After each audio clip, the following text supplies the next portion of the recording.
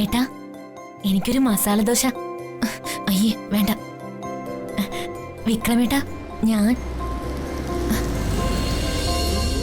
വിക്രമേട്ടൻ എത്തി. ഞാൻ പുറത്തിറങ്ങുന്നില്ല, ഇങ്ങോട്ട് വരട്ടെ.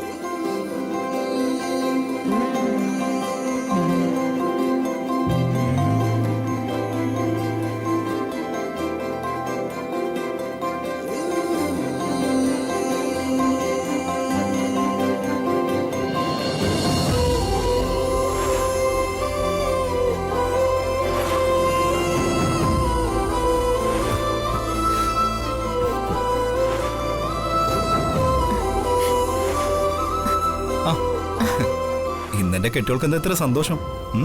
എന്റെ മുഖത്തെ സന്തോഷത്തിന്റെ കാര്യമൊക്കെ ഞാൻ പറയാം. ഞാനാദ്യം ഏട്ടനൊരു ചായ എടുക്കട്ടെ. ഇപ്പൊ വേണ്ട, ആദ്യം മോളുടെ സന്തോഷത്തിന്റെ കാര്യം പറ. അത് ഏട്ടാ, എന്റെ ശരീരത്തിന് നല്ല സുഖമില്ല. അയ്യോ, എന്തു പറ്റി? വാ, നമുക്ക് ഹോസ്പിറ്റലിലേക്ക് പോവാം. അല്ലെങ്കിൽ വേണ്ട, ഡോക്ടറെ നമുക്ക് ഇങ്ങോട്ട് വിളിക്കാം. വർഷ എന്താ എന്നോട് വിളിച്ച് പറയാഞ്ഞത്? അയ്യോ ഏട്ടാ, എനിക്കങ്ങനെ ഡോക്ടറിനെ കാണത്തക്ക വിധത്തിലുള്ള അസുഖമൊന്നും ഇല്ല. പിന്നെ ഇപ്പൊ നിനക്ക് വയ്യെന്ന് പറഞ്ഞതോ? അതങ്ങനെയല്ല. എനിക്കിപ്പോ ആഹാരത്തിനൊന്നും ഒരു രുചിയും തോന്നുന്നില്ല, ഒന്നും കഴിക്കാനും പറ്റുന്നില്ല. അതാ കുക്കിംഗ് തന്നെ പ്രശ്നം. അവരെ ഇന്ന് തന്നെ ഞാൻ പറഞ്ഞു വിടുന്നു.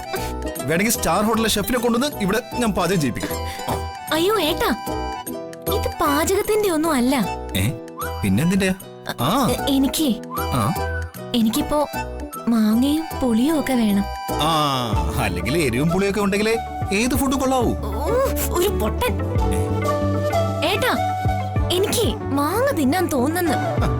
അത്രേ ഉള്ളൂ. എങ്കിൽ ഞാൻ ഇപ്പൊ പോയി വാങ്ങിച്ചോണ്ട്. ഒരു മിനിറ്റ്. ഏട്ടാ, പൊട്ട, ഞാൻ പ്രഗ്നന്റ് ആണെന്ന്.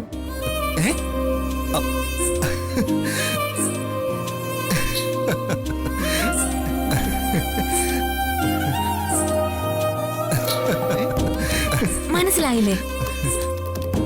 എന്റെ വയറ്റില് ഒരു കൊച്ചു വിക്രം വളരുന്നുണ്ടെന്ന്. സത്യമാണോ? വർഷ, മൈ ഡിയർ.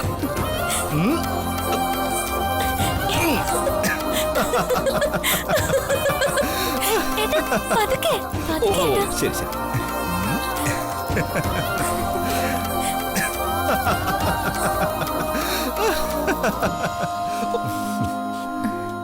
പൊളിച്ച്.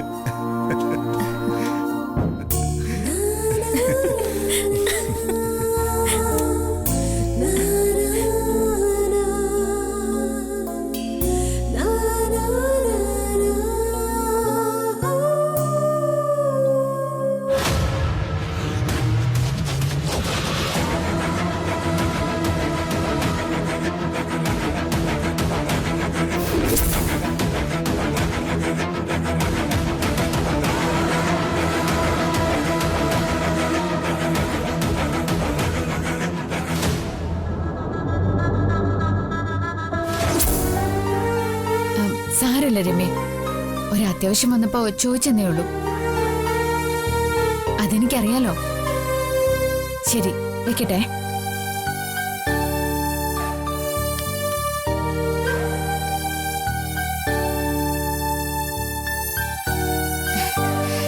ഈശ്വര, ആരുടെയും കയ്യിൽ നിന്ന് കടം വാങ്ങിച്ച് അച്ഛന്റെ ഫോട്ടോ തിരികെ എടുത്ത് കൊടുക്കണമെന്ന് വിചാരിച്ചിട്ട് നടക്കുന്നില്ലല്ലോ ഭഗവാനെ.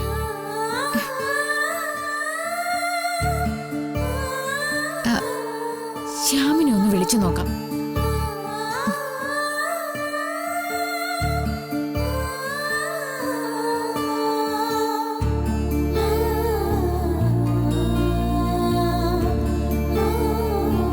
ശ്യാമിനെ ഈടെയായിട്ട് വിളിച്ചിട്ട് കിട്ടുന്നില്ലല്ലോ.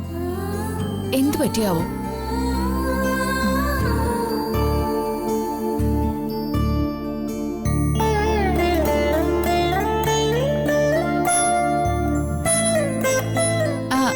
ഹലോ ശില്പേ, ഞാനാ വന്ദന.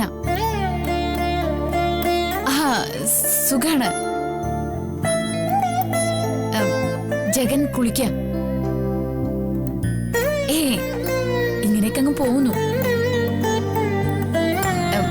ശില്പേ, ഞാനേ ഒരു സഹായം ചോദിക്കാനാ വിളിച്ചത്.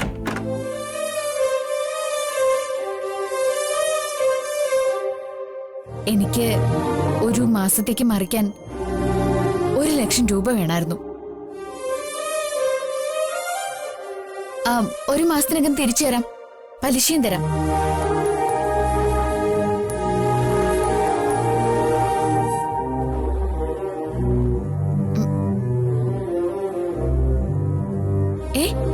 സർജറിയോ? എന്ന്? മറ്റന്നാളോ? ഓ സാരല്ല, നടക്കട്ടെ.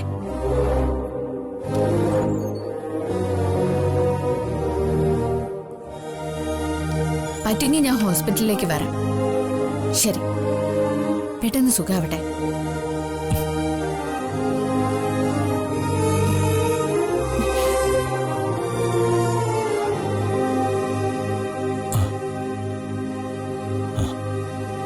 വന്ദനെ, എന്തിനാ മറ്റുള്ളവരോടൊക്കെ പണം കടം ചോദിക്കുന്നത്? പിന്നെ ഞാൻ എന്ത് ചെയ്യാനാ? എങ്ങനെ അച്ഛനെ സഹായിക്കാന്നാ?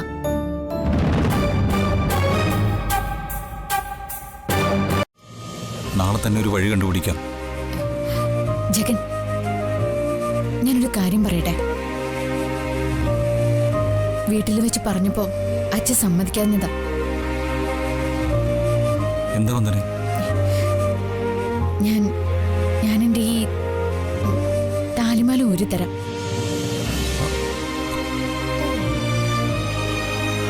ജഗൻ ഇത് പണയം വെക്കണം. കിട്ടുന്ന പണം പലിശക്കാരന് കൊടുത്ത് ഓട്ടോ തിരിച്ചു ചോദിക്കാം. വേണ്ട വന്ദനെ, അത് വേണ്ട.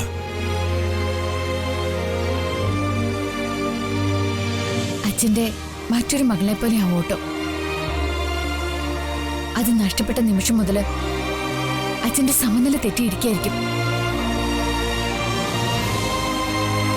വന്ദന വിഷമിക്കണ്ട. ആ പലിശക്കാരൻ എടുത്തുകൊണ്ട് പോയി അച്ഛന്റെ ഓട്ടോ നമ്മൾ തിരിച്ചെടുത്ത് കൊടുക്കും. എങ്ങനെ എടുത്തു കൊടുക്കുന്ന? ആദ്യമായിട്ട് അച്ഛൻ എന്നോടൊരു സഹായം ചോദിച്ചത്. അത് ചെയ്യാൻ പോലും എനിക്ക് പറ്റുന്നില്ലല്ലോ. എന്തൊരു ശാപം പിടിച്ച ജന്മമായിപ്പോയി എന്റേത്.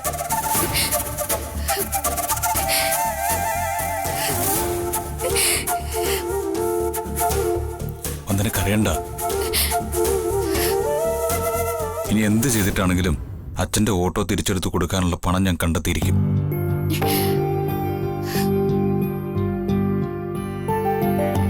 സമാധാനായിട്ടിരിക്കും. ആ ഓട്ടോ അച്ഛന് തിരികെ കിട്ടിയിരിക്കും. ഞാനതെടുത്ത് കൊടുത്തിരിക്കും.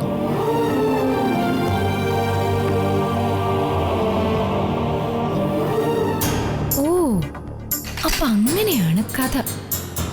മാധവൻ നായരുടെ ഓട്ടോറിക്ഷ പണം കൊടുക്കാനുള്ള ആരോ ജപ്തി ചെയ്തുകൊണ്ട് പോയി. വീരശൂര പരാക്രമിയായ മരുമകൻ അത് എടുത്തു കൊടുക്കാന്ന് വാക്ക് കൊടുത്തിരിക്കുന്നു. 5 പൈസ വരുമാനമില്ലാതെ തെക്കും വടക്കും നടക്കുന്നവൻ ഇതെങ്ങനെ എടുത്തു കൊടുക്കാനാ? കാണിച്ചു തരാൻ ഞാൻ. നിനക്ക് ഓട്ടോ എടുത്തു കൊടുക്കാൻ പറ്റിയില്ലേലും എനിക്കിതെടുത്ത് ഇവിടെ അലക്കാൻ പറ്റും. കണ്ടോ?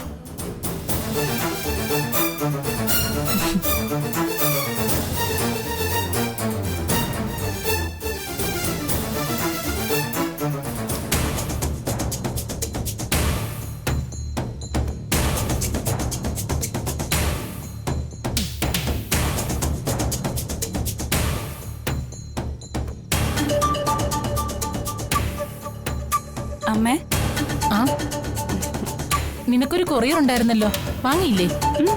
അതൊക്കെ കിട്ടി. അമ്മേ, അമ്മ അച്ഛനോട് മനോജിന്റെ കാര്യമൊന്ന് പറയണം. അത് നീയല്ലേ പറയാനുള്ളത്, ഞാനാണോ?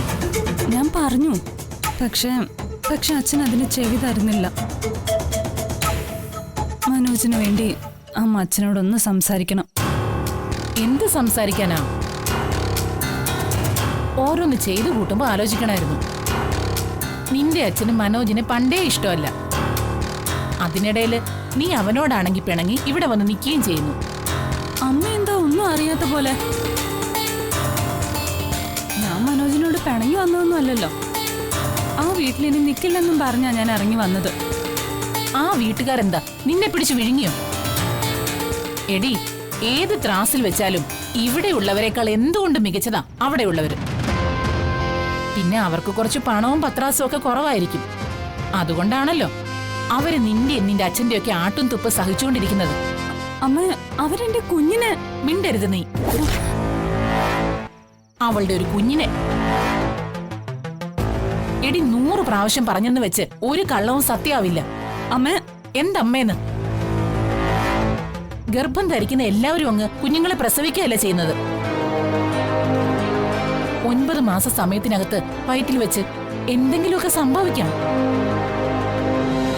ഈ ലോകത്ത് അബോർഷൻ സംഭവിച്ച ആദ്യത്തെ പെണ്ണൊന്നുമല്ല നീ. ഇല്ലാത്തൊരു കഥയും പറഞ്ഞിറങ്ങി വന്നിട്ട് അവക്കിപ്പം മനോജിനെ വേണം പോലും. അമ്മ, അതിന് ഞാനും മനോജും തമ്മിൽ ഒരു പ്രശ്നമില്ലെന്ന് പറഞ്ഞില്ലേ? മോളെ, ഓരോന്ന് ചെയ്തു കൂട്ടുമ്പോ ആലോചിക്കണം. ഇതിപ്പോ അമ്മ 2ാമത്തെ പ്രാവശ്യം പറയുന്നേ ഓരോന്ന് ചെയ്തു കൂട്ടുമ്പോ ആലോചിക്കണമെന്ന്. ഓരോന്ന് ചെയ്തു കൂട്ടിയത് ഞാനല്ലല്ലോ. നീ അല്ലാതെ പിന്നെ ഞാനാണോ ഒളിച്ചോടി പോയത്? ഹരിതേ, സ്വന്തമായി ജോലിയോ കൂലിയോ ഇല്ലാത്ത മനോജിനെ അംഗീകരിക്കാൻ അച്ഛൻ തയ്യാറാകുമെന്ന് എനിക്ക് തോന്നുന്നില്ല. നീയും മനോജും തമ്മിലുള്ള ബന്ധം ഡിവോഴ്സ് ആക്കുന്നതിനെ കുറിച്ച് അച്ഛൻ ഇപ്പൊ സംസാരിക്കുന്നത് തന്നെ.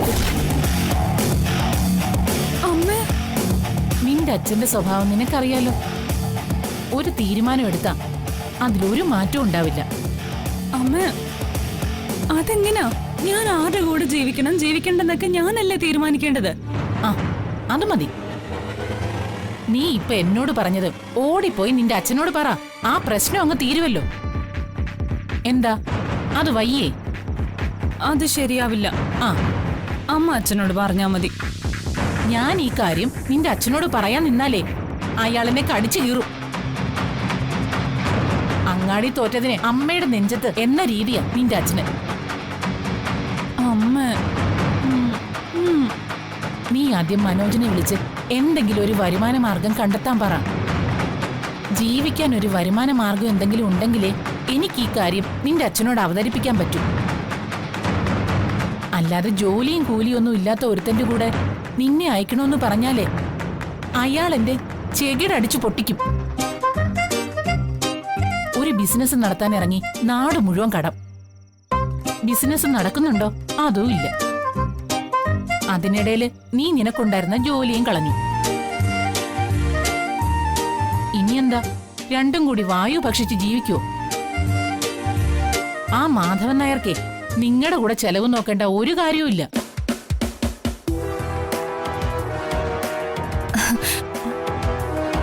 മാധവൻ നായരുടെ വരുമാനമൊക്കെ വഴിമുട്ടി അമ്മേ. വർക്ക്ഷോപ്പിലെ ജോലി തീർന്ന ശേഷം ഒരു ഓട്ടോ ഓടിക്കുകയായിരുന്നു മാധവൻ നായർ. ആ ഓട്ടോറിക്ഷ മനോജ് പൈസ കൊടുക്കാനുള്ള പലിശക്കാര് കൊണ്ടുപോയി. നീ ഇതൊക്കെ എങ്ങനെ അറിയുന്നു? വന്ദന ആ ഓട്ടോറിക്ഷ പലിശക്കാരന്റെ കയ്യിൽ നിന്ന് തിരിച്ചെടുത്തു കൊടുക്കാൻ ആരോടൊക്കെയോ ഫോണിൽ വിളിച്ച് പൈസ ചോദിക്കുന്ന കേട്ടു. ഓ, അവള് ചോദിച്ച ആരെങ്കിലും പൈസ കൊടുക്കുവോ? സത്യമാണോ? ഇവിടെ നിന്നെങ്കിലും മോട്ടിച്ചിട്ടാണെങ്കിലും പിടിച്ചു പറിച്ചിട്ടാണെങ്കിലും അച്ഛന്റെ ഓട്ടോറിക്ഷ തിരികെ എടുത്തു കൊടുക്കാനുള്ള പണം കണ്ടെത്തുന്ന വന്ദന ജഗനോട് പറയുന്നത് കേട്ടു.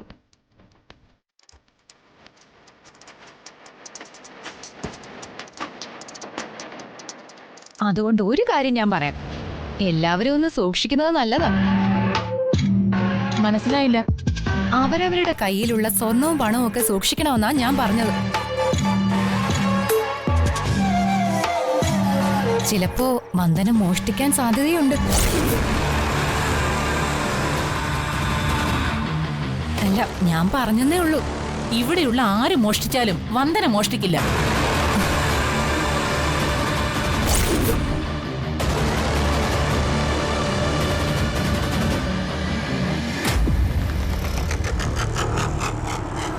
മാറ്.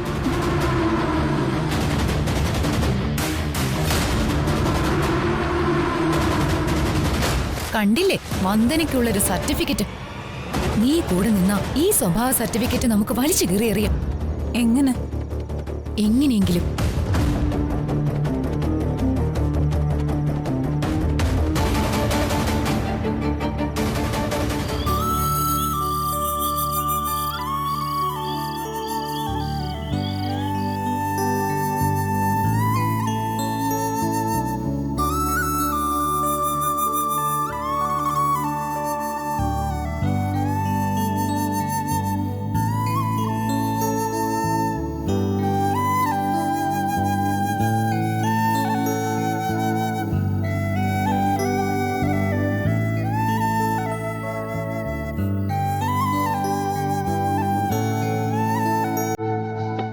സുത്രേ,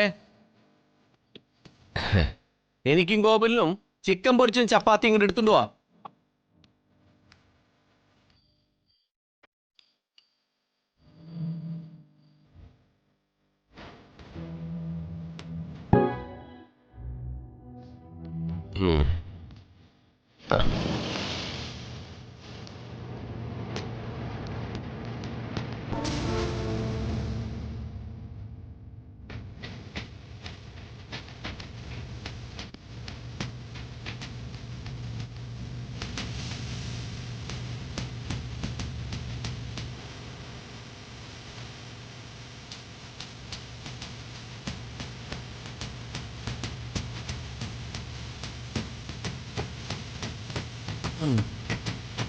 ആഹാ,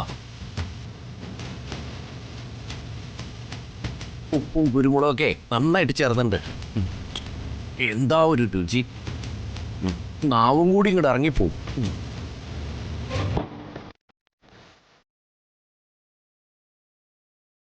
ഡാ, എടുത്ത് കഴിക്കടാ. ഇതൊക്കെ തിന്നില്ലെങ്കിലേ വെറും കഞ്ഞിയായി പോവും, കഞ്ഞി.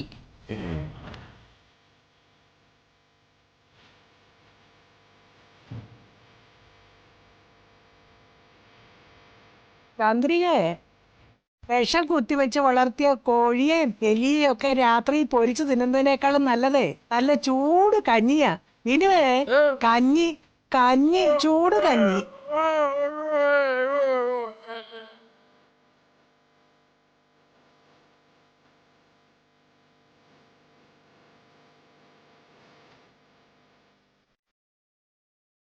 കുത്തരിച്ചോറിന്റെ കഞ്ഞി, ചമ്മന്തി, പപ്പടമൊക്കെ കൂട്ടി കഴിക്കുമ്പോ മനസ്സിനൊരു സമാധാനം കിട്ടും. അവനവന്റെ തരത്തിനൊത്ത് പെരുമാറാനും പറ്റും. കേട്ടോടാ ഗോകുലേ, സ്കൂളിൽ വരെ ഇപ്പൊ കഞ്ഞിയും പയറൊക്കെ നിർത്തി ഇപ്പൊ സദ്യ കൊടുക്കുന്നത്.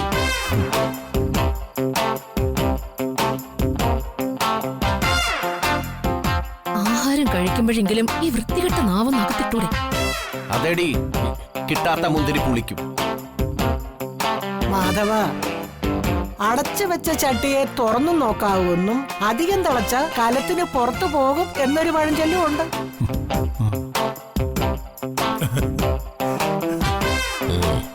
ഇനി ചപ്പാത്തി വേണ്ടല്ലോ, വയറങ്ങ് നിറഞ്ഞില്ലേ? മാധവേട്ട, കുറച്ചുകൂടെ കഞ്ഞി ഒഴിക്കട്ടെ? ആ, ഞാൻ ഒഴിച്ചോളാം. ഇന്നെന്തോ നല്ല വിശപ്പ്. എനിക്കൊരു കുറച്ച് കഞ്ഞി ഒഴിക്കാമേ. എന്തിനാ ഇനി വേറെ കഞ്ഞി ഒഴിക്കുന്നത്? ഓൾറെഡി തന്നെ കഞ്ഞിയാണല്ലോ. ഞാൻ ഈ ചൂട് കഞ്ഞിട്ട് മോന്ത കഴിക്കും കേട്ടോ. എങ്കിലേ നീ വിവരമറിയും.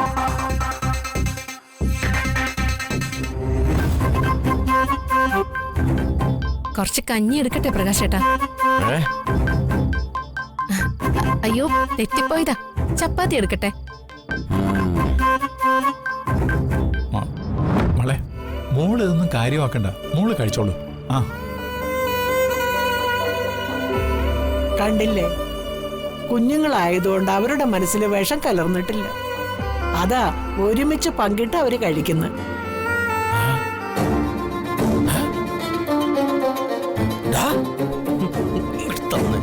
അങ്ങനെ അങ്ങ് തിന്നണ്ട.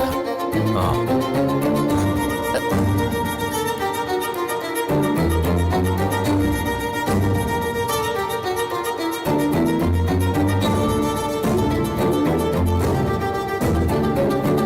മാധവ, നിന്റെ 5 മക്കളും ഈ പ്രായത്തിൽ ഇതുപോലായിരുന്നു.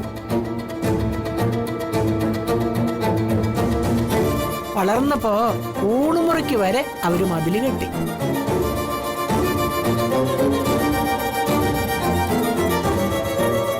ഈ കുഞ്ഞുങ്ങളെങ്കിലും നല്ല മനസ്സോടെ വളർന്നു വരട്ടെ.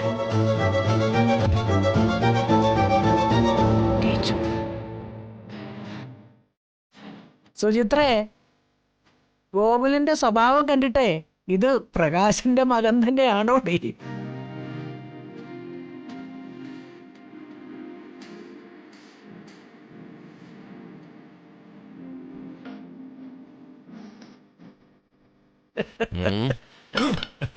ആ, ആ കസേര ഒന്ന് കഴിക്കാൻ പോലും സമ്മതിക്കില്ല. ആ,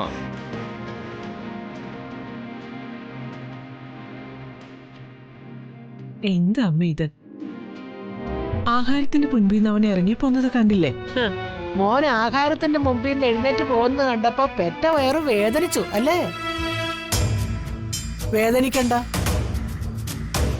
ആദ്യം മുലയൂട്ടിയ അമ്മയെ നാവില് തേൻ പുരട്ടി കൊടുത്ത അച്ഛന്റെയും മുമ്പില് കോഴിക്കാലും ചുമന്നുകൊണ്ട് വന്നവനവൻ. അരവയറ് ഒഴിഞ്ഞു കിടക്കട്ടെ, അല്ലെങ്കിൽ അജീർണം പിടിക്കും. അജീർണം.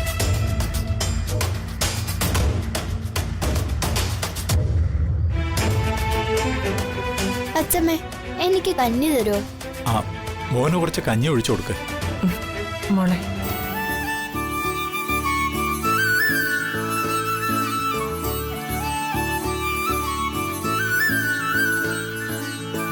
മതി മതി. മോള് കഴിക്കും.